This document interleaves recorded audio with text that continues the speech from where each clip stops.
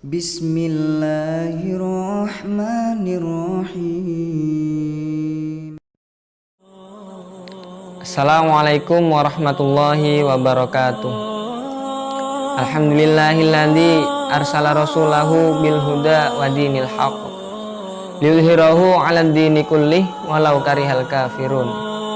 Allahumma sholli wa sallim ala sayyidina Muhammadin wa ala alihi wa ashabihi wa man tabi'ahu bi ihsanin ila yaumiddin. Amma ba'du.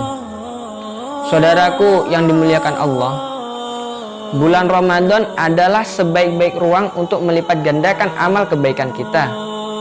Oleh karena itu, akan menjadi aneh apabila seorang muslim tidak tertarik untuk mengisi Ramadan ini dengan amal ibadah.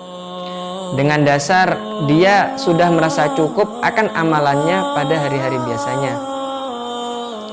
Adapun sebaik-baik amalan di bulan yang mulia ini adalah dengan membaca Al-Quran. Sebagaimana hadis yang diriwayatkan oleh An-Nu'man ibnu Bashir radhiyallahu an, qala Rasulullah sallallahu alaihi wasallam, afdhalul ibadati ummati qiraatul Qur'ani. Rasulullah sallallahu alaihi wasallam bersabda, ibadah yang paling utama umatku adalah membaca Al-Quran.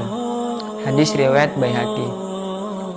Kemudian orang mukmin yang selalu membaca Al-Quran digambarkan dalam sebuah hadis Abu Daud seperti buah yang wangi dan manis.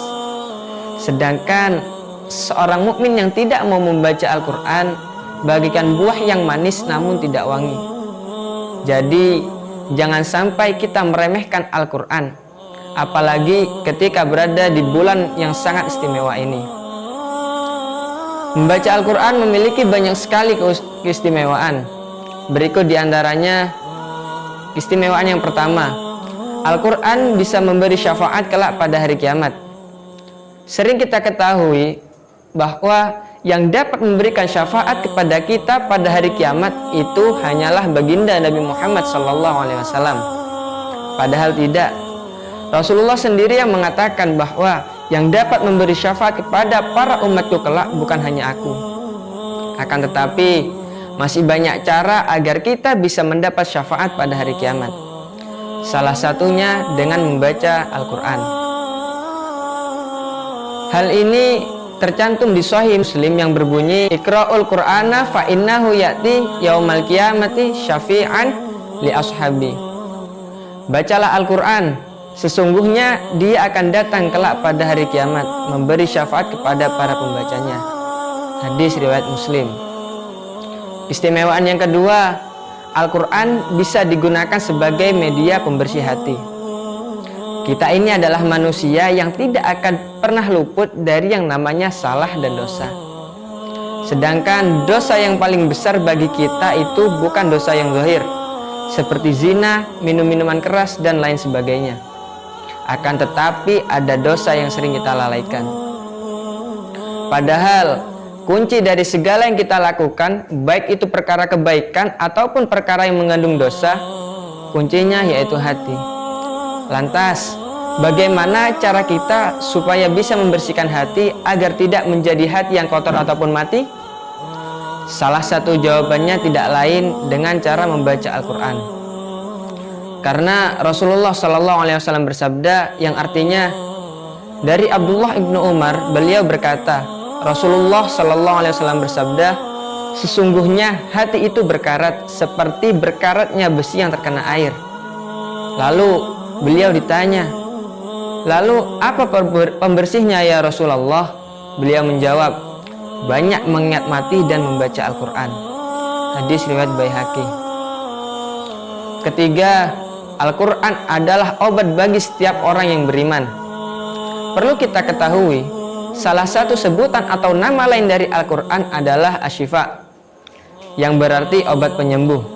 Sebagaimana firman Allah Subhanahu wa taala dalam surat Al-Isra ayat 82. A'udzubillahi minasyaitonirrajim. Bismillahirrahmanirrahim.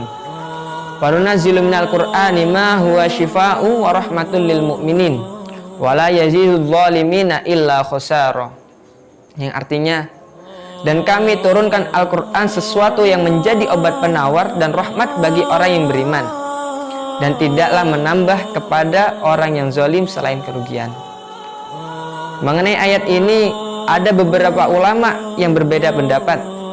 Ada yang mengatakan Al-Quran sebagai obat bagi penyakit batin saja, seperti sombong, dengki, dan lain-lain. Dan ada juga yang berpendapat bahwa bisa dijadikan obat bagi penyakit dohir maupun batin. Intinya, Al-Quran adalah obat bagi setiap orang yang beriman.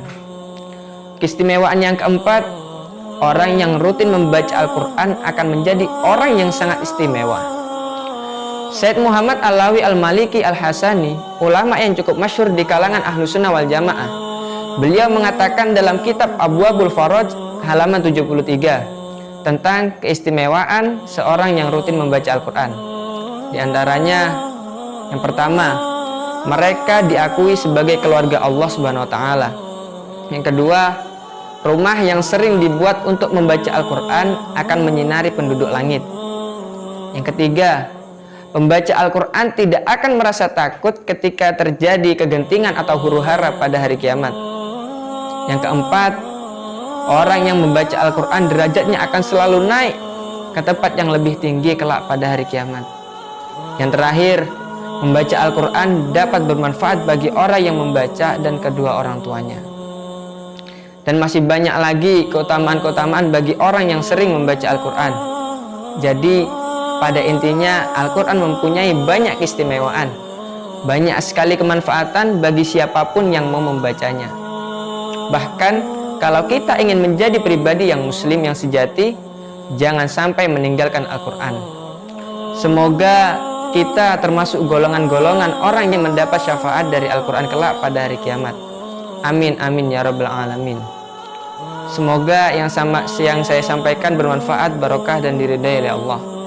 Wallahul muwaffiq ila aqwamit thoriq. Wassalamualaikum warahmatullahi wabarakatuh. La ilaha illallah, la